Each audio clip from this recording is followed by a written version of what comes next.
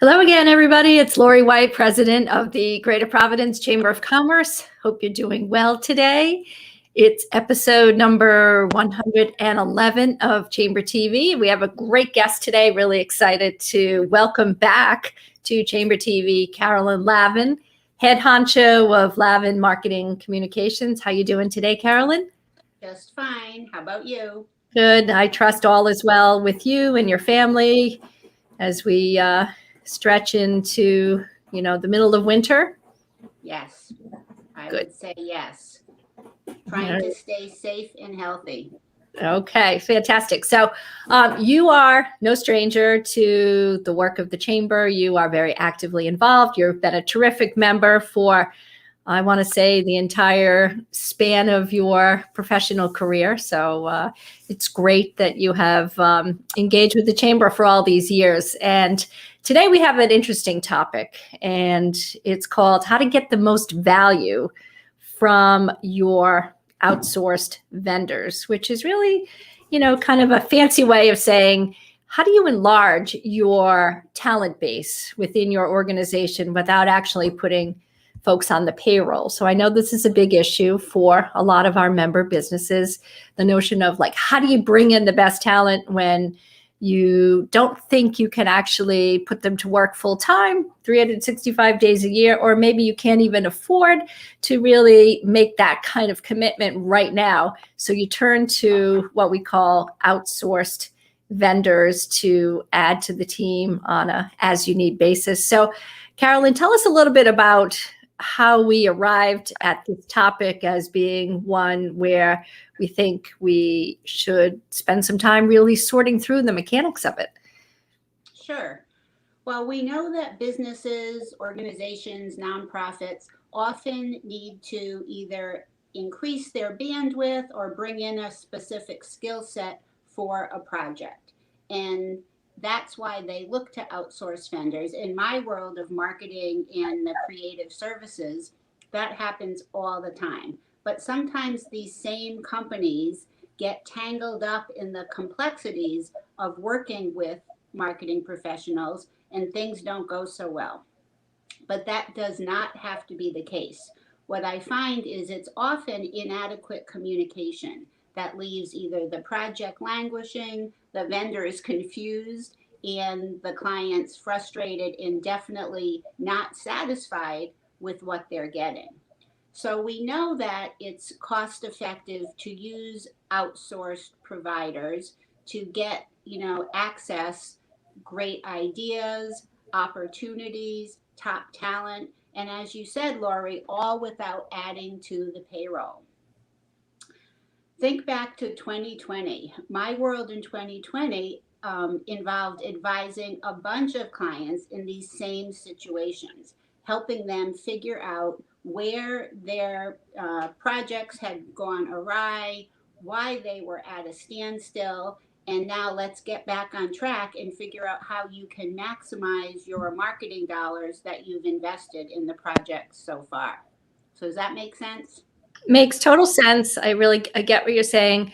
So let's just break it down even further. So if you're watching this or listening to this, you run a small business, or in fact, a professional services firm. Your clients traditionally, Carolyn, are investment firms, accountants, lawyers. Law, accounting, finance, technology. And I can even give you some examples. I'd say 3 examples that really come to mind. One was a solo practitioner. So one person ran a professional service firm, and his website was done, and it was all bright and shiny, but no one had updated the content and there weren't any images. So it was a situation where the designer, developer, the web person, the web guru, had completed his end, but my client thought, incorrectly that more would be done because the contract really did not say the website guru was going to do all the writing and the images. So I sat with him, we figured out his strategy, we updated the writing, brought in a photographer, and the photographer did more than headshots. He's brilliant, and he captured the essence of this solo practitioner, the building, some inside of his office shots, things that really showed what this professional was all about and leveraged his key selling points. So Mhm. that was a perfect example of how these things kind of go wrong, and maybe the communication needed to be a little bit shored up right from the start. Well, you're perfect for this because I know you have attention to detail. I've known you for a long time, and you are very specific, and you are very, very disciplined. You know your stuff. So I'd hate to be on the other end of that conversation with a vendor that was sort of slacking, if you will. But let me ask you this question: are you seeing that there's more demand for outsourced vendors at this point, in 2021, given everything that we're going through and that we're predicting that we're going to go through for the next year or so? I guess I would say I have a two-part answer.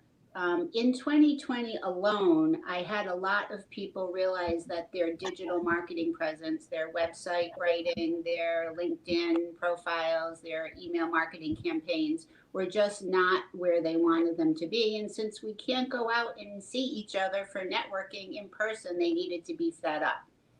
But there really was a trend, I'd say back to when I started my business in 2006, for the kind of professionals I deal with, mostly law, accounting, finance, and technology, to outsource their marketing vendors rather than have someone in house. I spent years before I started my business as the director of marketing and client services, first for a law firm with offices in Providence and Boston, and then for an accounting firm. And if you look around, the businesses that are, Rhode Island good sized businesses for a professional service firm is 20, 25, 30 professionals. Those firms often don't have their own in house team for writing, websites, photography, um, email marketing, people who are going to handle all those things, logo design, brand refresh. So while there has been some increased attention to digital marketing, I think the outsourced vendors have been really in vogue for those kind of businesses for many years. And I assume that trend is going to continue when people are, thinking they can work from home and maybe want to refresh themselves, if you will, with a new career. Say, hey, I'm an excellent photographer, if you will, or an excellent website designer and engineer and builder, if you will. So I can make a living working with people like you, and as a result, the pool is even more refreshed with really terrific talent. So it seems to me that this is a trend that isn't going to stop anytime soon. I would agree. I would agree. I mean, I think we're also able to expand our geographic reach so easily. I now have clients in Vermont, Kentucky. I just had an introduction to a client in Michigan. And because we're only seeing each other virtually anyway, it makes having the meetings via Zoom or some other platform just not a big deal. This is how we're working now. And it opens opportunities for anywhere and everywhere. I know my technology clients do work internationally, and one of them said to me recently, while we're fine doing work internationally, during COVID, we did always have somebody at least once a week getting on a plane and going somewhere. And obviously, we don't have that now. Okay, so let's talk a little bit about the types of outsourced vendors that are available that you recommend generally, the broad categories. So give us some examples of the types of, projects that could be outsourced, and then we'll talk about how to select those vendors, if you will. Okay. I would say by far what I get asked about the most are website vendors. And it could be people to just do a refresh, make it look a little more modern, dust it off a little bit. So that's a little bit of a web HTML developer with a design background. So those kind of things. It could be a website that the back end, the architecture is out of date, and so it's going down, and that needs to be rebuilt too. But what happens is along the way, you realize there are other pieces involved to make the end result work. And there's writing involved, images, as we talked about, and photography. Is the client going to use social media and make that work with the website's existing blog posts to get out there in the new wave of digital public relations? So pretty much it spans whatever the project has going.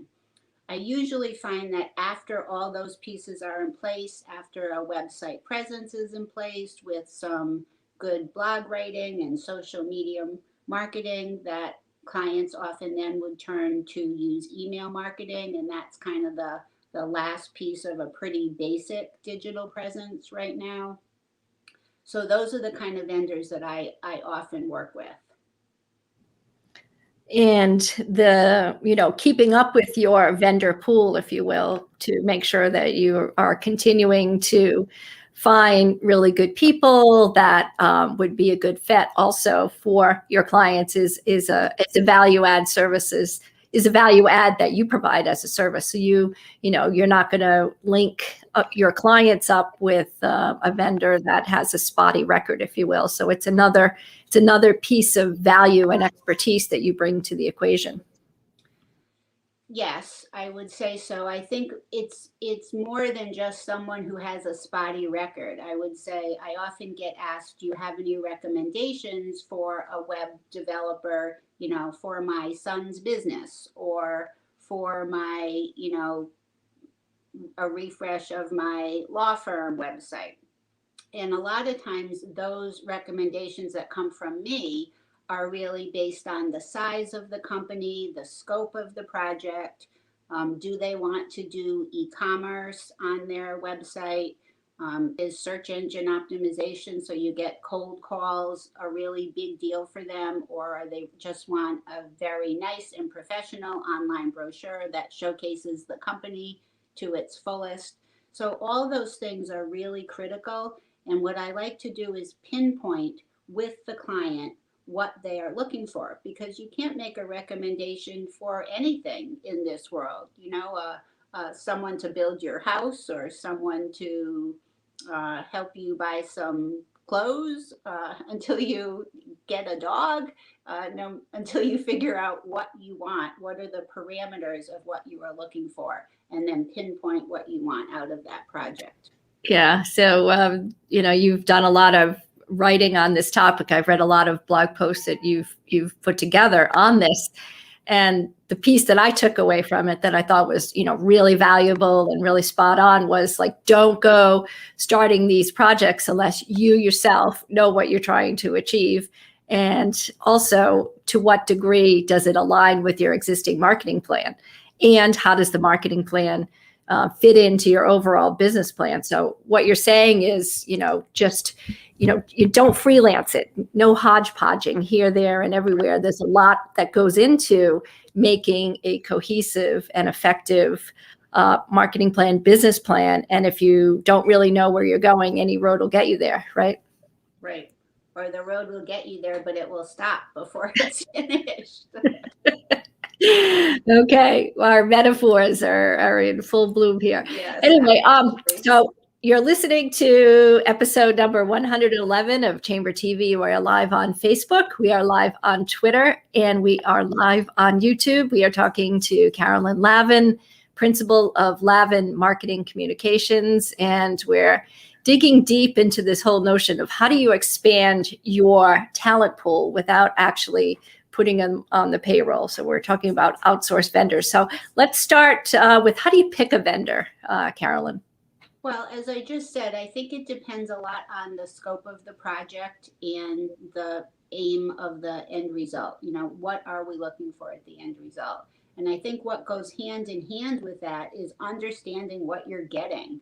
Because in the examples that I think back to from 2020, the projects that languished were those that the clients thought, for instance, the website developer was going to be writing the content and taking the custom photography, and that was not the case.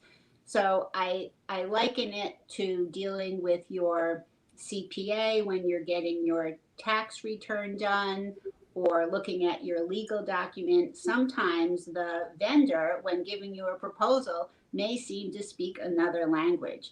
And it's really important to continue to ask questions and follow up to be sure that you understand exactly what you are getting from that deliverable. Mm-hmm. And it is tricky, and I think it's often good to take one person, and it can be an outsourced vendor. I know I often take this role, but it also can be someone internally on your team to really lead the charge and figure out what's the deliverable, what's included, are we staying on time and on budget, because we want to reach that return on investment. So hand in hand with the selecting the vendor is understanding what you get. Mm-hmm. Of course. So a lot of times you look at a contract that a vendor has provided to you, and if it's specialized work, like in website architecture or in SEO optimization, there are a lot of buzzwords that are contained in the document, and a layperson reading it might say, okay, well, this sounds good. I don't really know what it means, but I think I know what I'm going to get at the end. So your point, your pro tip is to go alongside, bring someone in alongside you to make sure that you actually know and can decipher what the many code words are, so that you're not surprised at the end of the project. Yes, exactly. Okay. People then say to themselves, all right, well, do I really need to go outside and bring in an expert? Do I really need that level of expertise? Maybe there are some things that I can do on my own, or I can get, my son to do, or my next door neighbor's daughter, or a family member. The line of demarcation between what can you do yourself to save money and what should you not do yourself, because doing it yourself will in fact look amateurish and will defeat the purpose of the whole project anyway. So where is that line, Carolyn? Well, it's the I know a guy.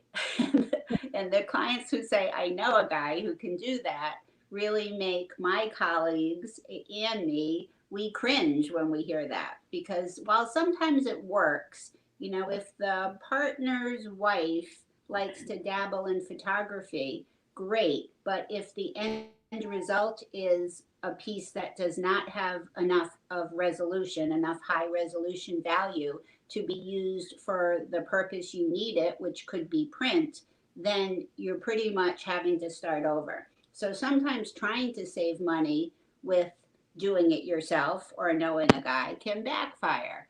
So I think it's just important to be sure that what you get is going to meet the marketing, branding, whatever needs that you have to, fortify the big picture. Visual elements are incredibly important, as we know, and you pointed out quality imagery and imaging. I would say that there's nothing more important to the success and validity of an overall project than having quality photography. So I think people can spot the difference between, real, genuine, authentic, on the scene, there, current, in the moment photography versus stock photography. So those pieces, I think, are incredibly important to get right, because even though you're not necessarily, an expert in understanding photography, I think the average person can really discern what's real and what's fake. Well, we can definitely use the whole DIY approach when it comes to social media, and I think people are really comfortable with that. I have a nonprofit that does a bunch of cool, just quick snaps from inside, and we put it out on social media, and that works. But when it comes to needing something that's higher resolution, that won't work. And now everybody is confused about what they need to use and when. Yeah. Graphic standards are also an important element to keeping everything looking the same, feeling the same, the right tone, the right colors, consistency. You want people, when they look at your brand, they look at your website, they look at your product, to feel like it all is harmonized and it works together and it's not a hodgepodge. So brand consistency, developing a brand package is something that you would recommend, I'm sure, to clients. Yes, and just keeping with everything that they're doing and following it through. I think most vendors are really tuned into that. So if the client decides to shortcut, that's often when things go wrong. But the creative and professional marketing people are usually wanting to keep the consistency in that brand. Talk to us, if you will, about logo design. People look at a logo and they say, it's just a logo. It's, not a big deal. It doesn't really take much to make one. Anyone can make a logo, but that is not true. Well, I think, again, you have to look at the uses. And while you might know a guy who can do it, and there are a lot of sources online where you can just look for someone to do a logo, just be sure you know what you want to use the logo for. I have seen instances where a pretty nice looking logo might work in one specific instance, and then the client wants to add the logo to his or her email signature. And because of either the complexity of the logo or how it was designed, it just doesn't work. So a really good design professional in today's world would be able to put something together that could span all marketing uses. Yeah, good point, because logos, try to do too much sometimes, the name of your company, your tagline, some kind of spiffy image, multicolors. And as you point out, there are lots of places to use a logo. And a lot of times the thumbnail is what goes at the top corner of your website. So you can't use anything that's, super complicated, because it won't be readable, right? Right. Exactly. What makes a good logo, in your opinion? I think it's more than just using the initials. I think it's really capturing the essence, and I don't have the answer for that. When it comes to logos, I do have some vendors that I really like, and I often just like my clients, don't know if I like it until I see it. So it's providing all of that in vital information, the strategy, the background, the goals for accomplishing within the given marketplace, outlining all those things and hoping that the creative person can take it all, digest it, and then create some good options for logos. Mhm. Well, we don't want to scare people into believing that it's, really too complex to, embark on a project like this, because, what we're talking about is, sort of being mindful about it, simple blocking and tackling, and just answering some basic questions that anyone who is running a professional services firm or business probably knows instinctively anyway. But it's a matter of getting it down on paper. Right. How many people should be involved in this effort? Is it something that, from a strategy point of view, it's a one-on-one thing that you would do with your client, or do you recommend having more folks involved in the discussion? Yeah, I think it kind of depends on the makeup of the firm. We haven't talked too much about strategy, but collaborating on all these projects is really the key. And if there is one takeaway on how you can get the most from your professional vendors, it's collaborating. So no matter what you're doing, you're going to pinpoint who the key decision makers are, and then try to marry the expertise that your outsourced vendor is bringing to the table with everything that the client knows about his or her business. And again, we're talking about the marketplace, the competitors, what the client's really good at. What are people looking for? What do they need to know? So if there's anything that is going to make a difference, it's being involved, being collaborating kind of every step of the way.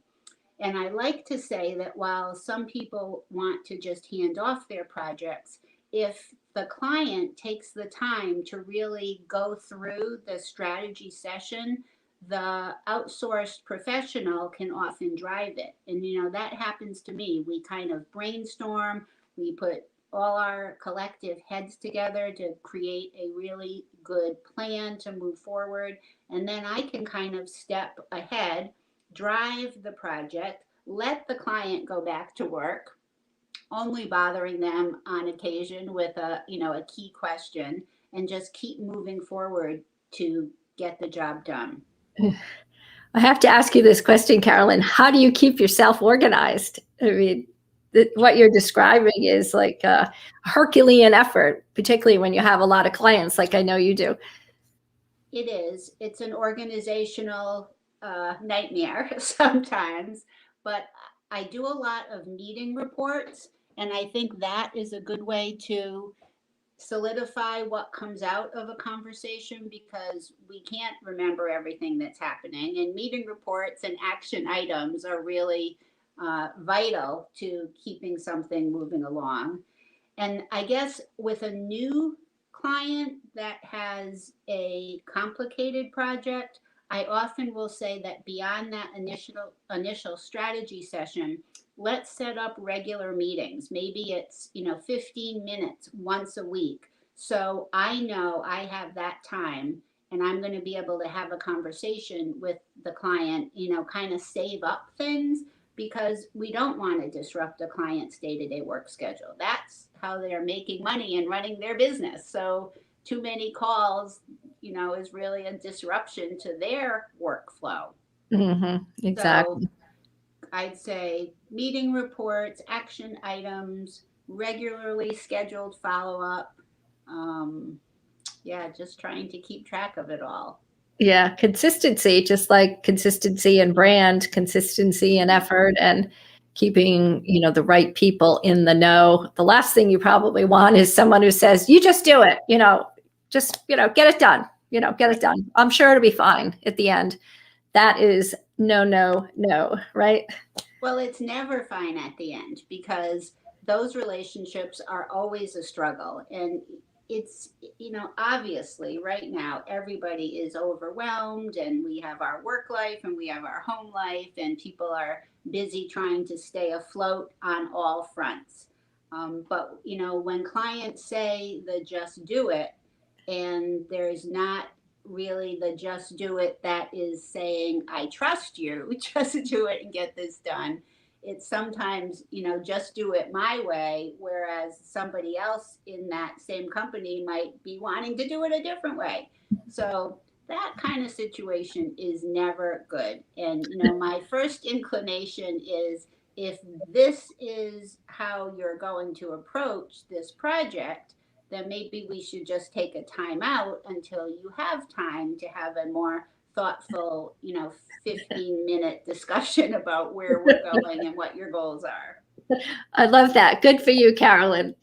Don't, you don't want, the last thing you want is to get involved in something messy that's going to, distract from your client load and put everybody in a bad place. So we are talking with Carolyn Lavin, principal of Lavin Marketing Communications, episode number 111 of Chamber TV. We are live on Facebook, we are live on Twitter, and we are live on YouTube, and we can take your questions. So if you have questions for Carolyn or points of agreement, or hey, even disagreement, put them in the chat box, reach out, and we'll get those questions answered for you. But we have a lot more content to get through for the next 15, 20 minutes or so. I know Carolyn has a lot more information to share. So let's go on to the next points. And we've talked about, how to pick a vendor. We've talked about understanding what the contract says and what the deliverables are really all about. And we've gotten past the buzzwords. So we're comfortable with, what we think we're going to get. We know that it's probably not a good idea to know a guy and have a little, have a guy come in and do some of these really important tasks, because you want a consistent, professional, really well done, unified, brand consistent project and product at the end. So do it yourself probably is not the best use of your time or somebody else's time. And then we talked about strategy being a group effort, if you will, and not just get it done, go do it, because probably at the end of the day, it might be done according to one person's specifications, but when the whole group comes back and they see the end product, they say, what is this? And, we're not happy. And then that's when trouble starts. So those are, just some fundamentals I think you shared with us, Carolyn. So the next thing I want to ask you about is the notion of tone. What tone do you think these projects inherently ought to take on? And what is the importance of tone in projecting your brand in a way that is authentic, if you will? Well, I think the world today is really looking much more warm and fuzzy, if you will. In the business to business arena where I often work with clients, we used to be so business-like. We felt like, for lawyers, there needed to be so much gravitas. And everybody's world has changed. Nobody wants to read. As you said, images are everything. And we really want to show the personal relationships that clients can build with, their target audiences. So it's definitely being more personal across the board, showing that you can walk in your target audience's shoes, if you will, understand where they're coming from. That's really the tone that we're looking to put forth. I just had a lawyer that I had lost touch with reach out to me and realize that on his website there was still all this old kind of language referring to the attorney as, Attorney Smith does this. And instead of using a first name, for instance, and just making the whole flavor of the website a little more visitor friendly.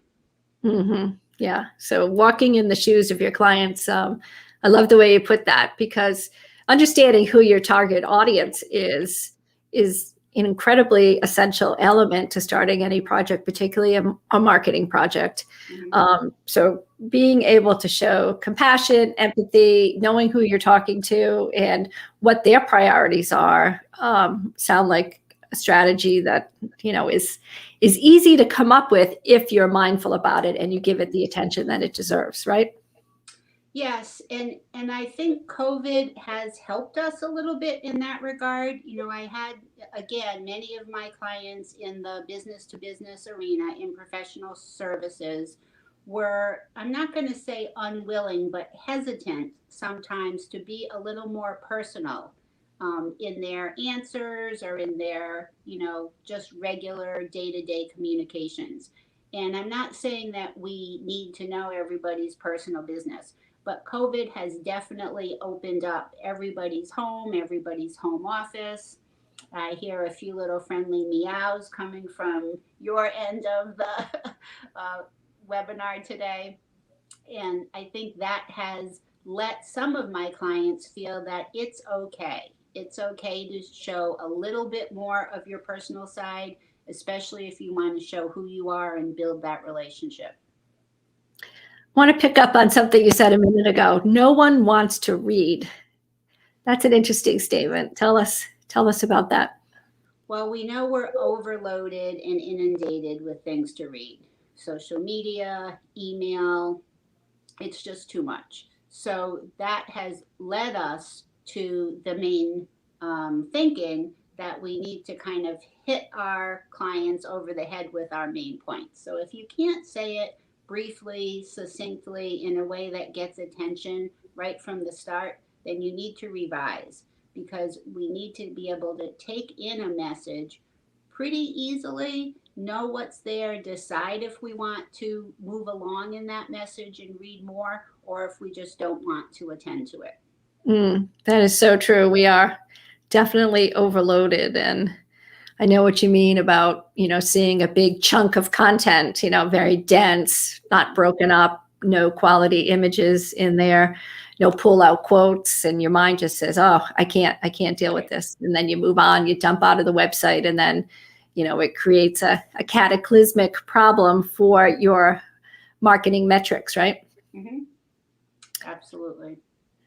So let's move on to the topic of compensation. And this is a really tricky one for some people because some folks are really interested and concerned and fair-minded and, want to bring in the best vendors and establish, truly a quality relationship, a respected professional relationship, and are willing to have that conversation about what exactly it's going to cost to retain an individual, an outsourced vendor, a professional that is not necessarily on the payroll.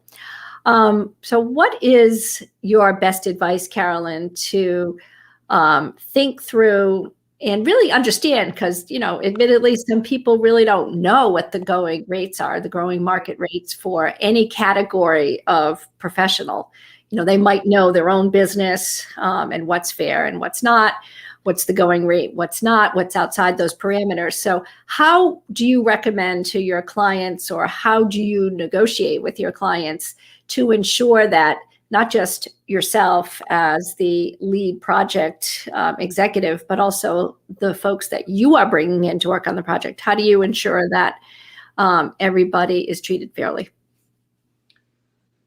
Well, I think you have to understand the pricing landscape. And as you said, we just don't always know that. Clients don't know that. My husband and I bought some furniture before COVID, and we didn't know what the pricing landscape was because we hadn't really bought couches and chairs in quite a while. So we investigated and tried to figure out what we were getting for what we would pay.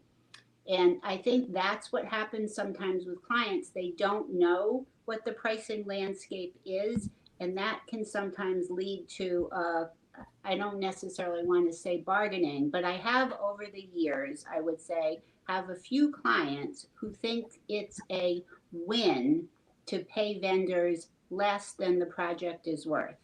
And that undervalues what the special skill set that the vendor is bringing to the table.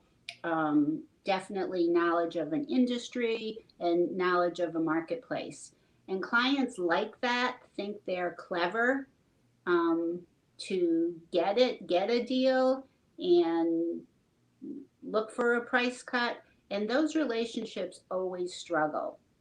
So I'm not saying that the client should not be cost sensitive, because if we're ever going to realize return on investment, we have to have a realistic fee, or a fee that we can measure against what they're going to get.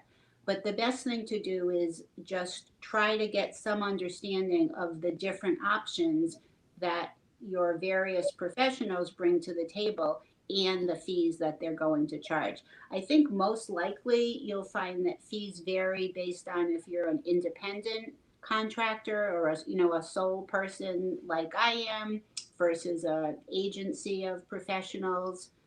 It might also depend on what kind of work you're looking for. Is it a long-term retainer commitment versus a project that your professional is going to be one and done? So a lot of things impact what that price will be. Mm-hmm. We have some questions and comments coming in, but before we get to those, I just want to keep on this topic because I think it's one that, you raise a lot of questions around.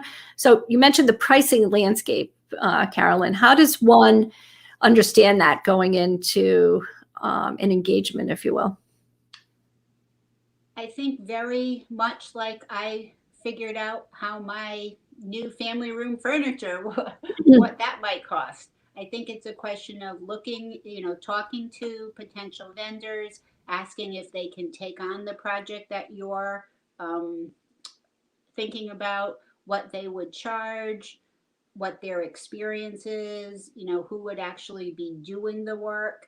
A lot of the same questions that you have if you're even looking for a lawyer or a CPA, because you want to know, are you paying, partner rates and getting junior partner work, or, first year associate or newly minted CPA time.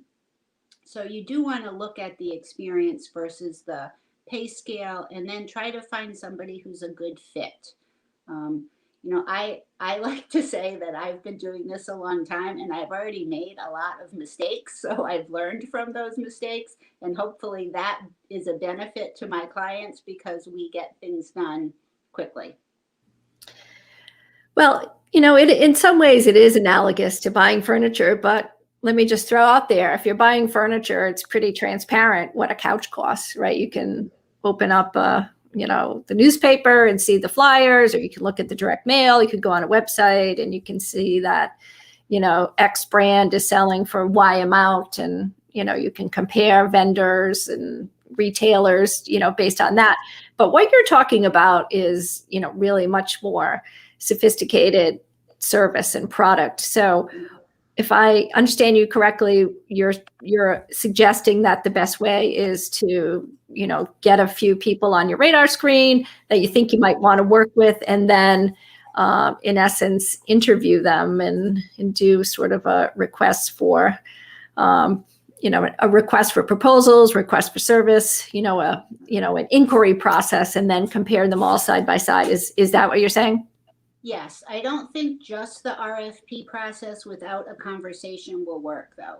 So I think if you are looking to talk to a couple people, you might find one vendor who says the only way we work with people is on a retainer basis, and the minimum time that we commit to you is 6 months. And for that, your fee might be a range of, this dollars to this dollars. So you're going to see that's one way of doing business, the business that you're looking for in the whole landscape. And then you might find others who have a setting where, as I said before, there could be several layers of people involved, and you just want to be sure that for a potential fee, and again, most people can probably give you a range, but for a potential fee, this is what you would be getting.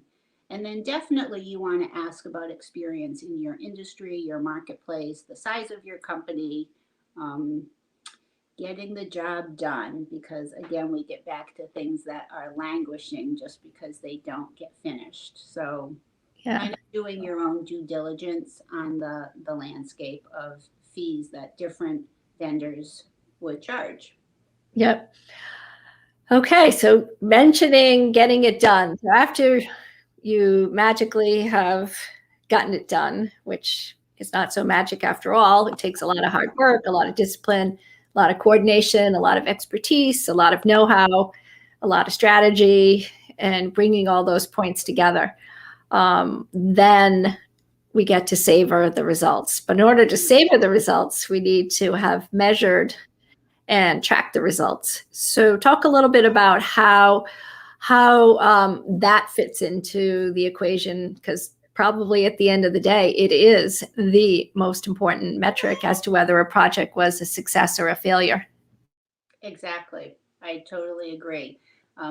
We all find it such a relief when a project is done that everybody wants to celebrate and step away and get back to business and think, oh, finished. But we know that weighing the results and, measuring what's happened is really crucial. And I often, I guess a post-mortem call, because we're not doing face-to-face right now, is really important.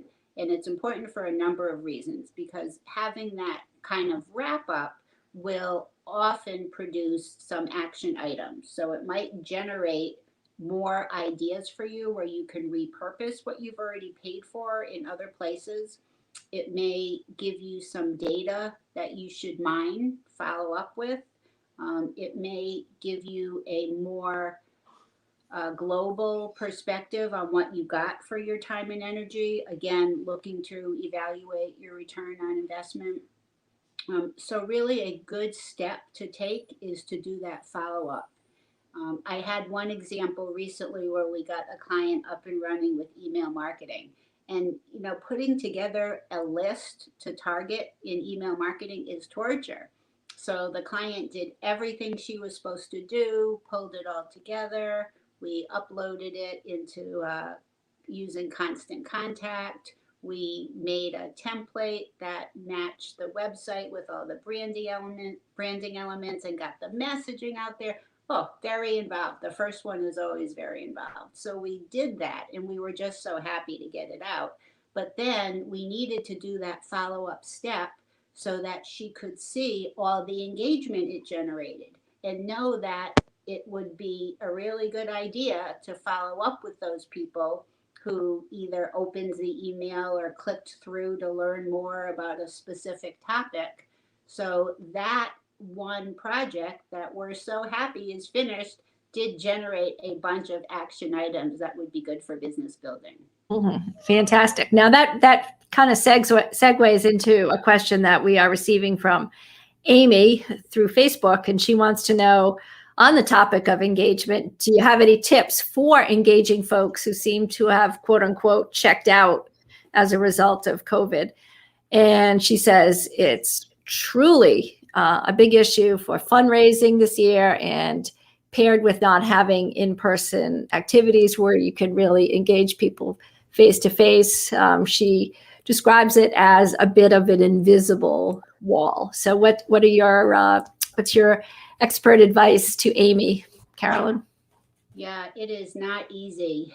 I would not necessarily say that I am 100% on the nonprofit arena, but I do have at least two clients right now who are in the nonprofit world. And engaging people through social media is really the best way to go. I know that what I'm hearing from colleagues is that the fundraising initiatives are really falling short. And I know people are making one-on-one phone calls. They're trying to do things differently. I had a client who was involved with the Meeting Street Telethon that happened just this weekend. And boy, did Meeting Street really do a good job of turning it around and making it the best that they could be, albeit virtual.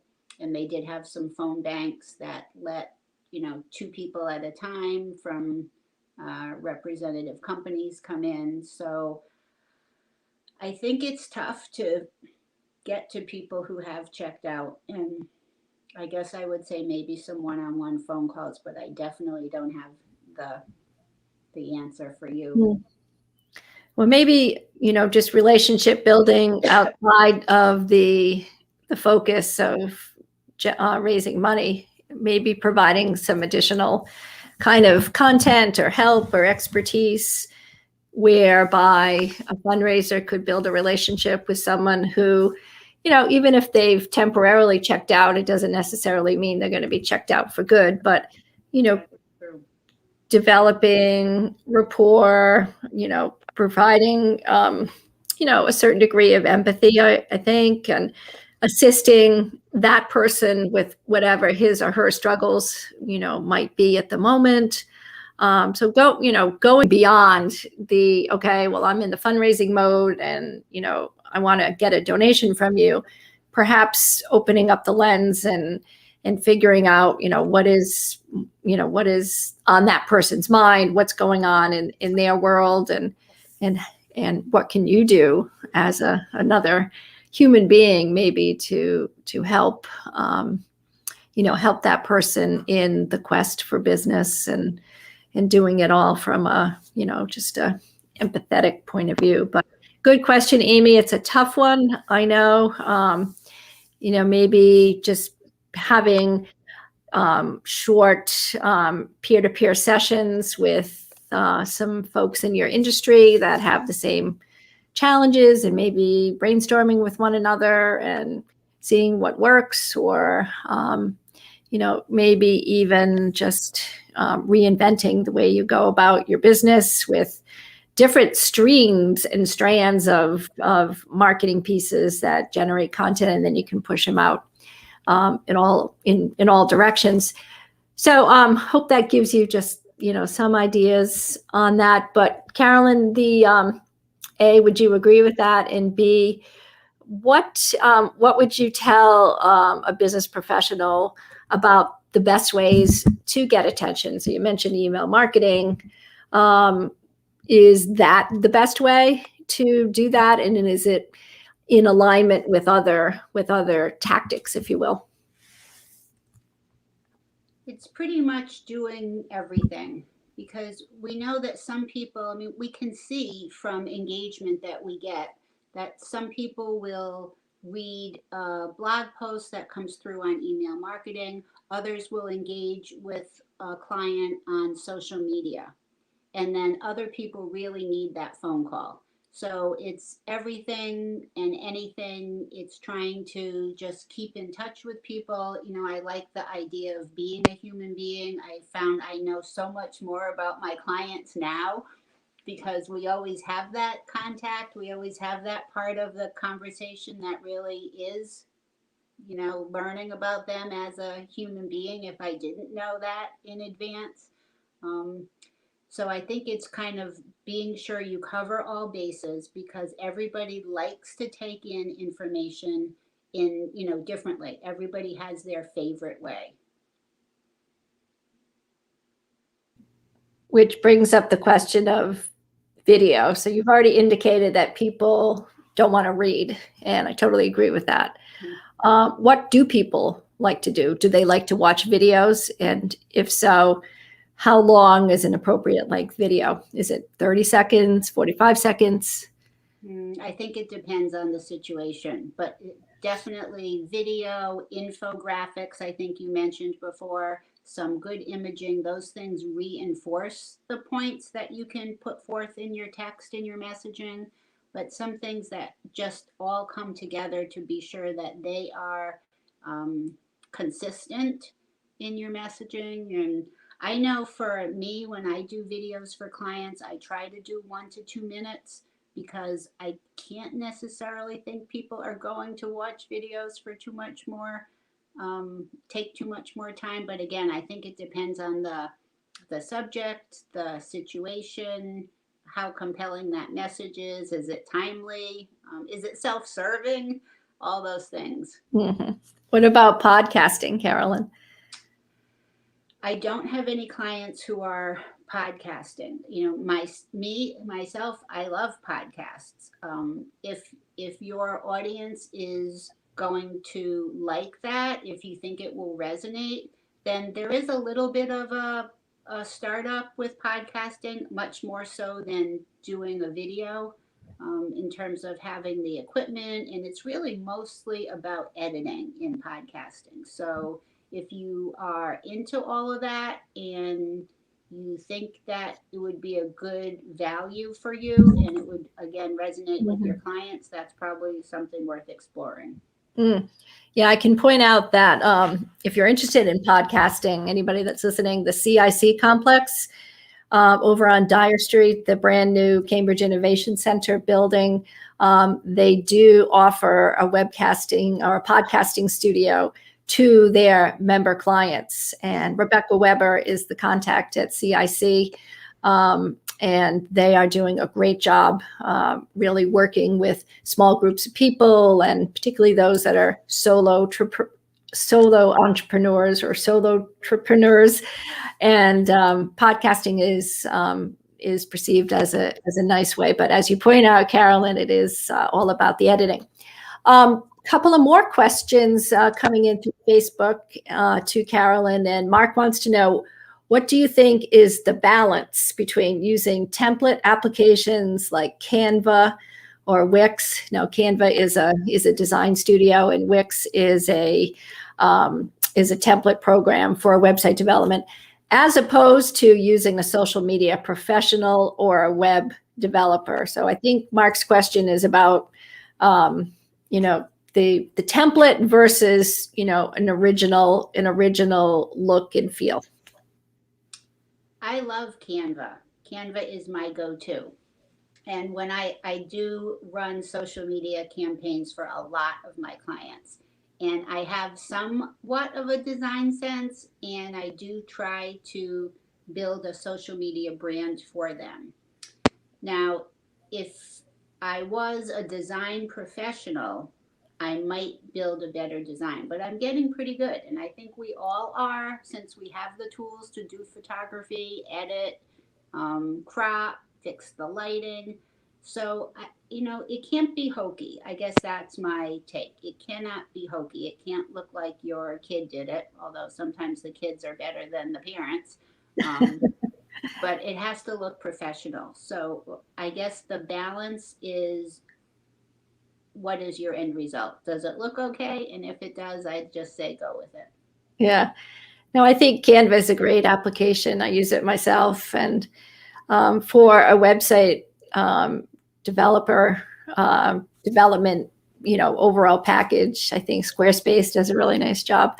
But you can definitely see, though, you can definitely spot certain things and say, oh, that's Canva or that's Squarespace. But, that's just, I would say, Mark, a very small percentage of the population that's really dialed into this kind of stuff. So I believe you have to be, maybe in this field or sensitive to this field to be able to spot it. But I think Carolyn's answer is spot on. I think it's really about your skill set. I am often so surprised at people who I never knew how creative they were. And they might have built a website on the side to showcase their after hours pursuits, or, something that has imagery and text and headlines and is pretty simple and easy to read. Like, you never know who has these hidden skill sets. So as long as you're not just trying to save money, I know a guy, and you can save some money and that might backfire. Sometimes someone with a hidden skill set is just super impressive. Yeah. Also, the theory of like garbage in, garbage out, right? So if the stuff looks great, but it doesn't make any sense, or if it's poorly written, or the images are out of focus, or boring, or if there's misspellings in the the headers, and if it's all disjointed, even a slick application won't rescue any of that sloppy work, right? Agreed. Yeah. And outdated, you talked a little bit about your client who had a bunch of outdated stuff. Their site hadn't been updated for a couple of years, and talking about things that are just, out of the past and out of context. And, it leads you to believe like, oh, okay, well, they really don't care about their website because, they haven't updated their posts since, 2017. And then the world the world has cratered since then. So it might be indicative of a larger problem, if you will, like maybe stay away from that group. They're not up to speed. Right.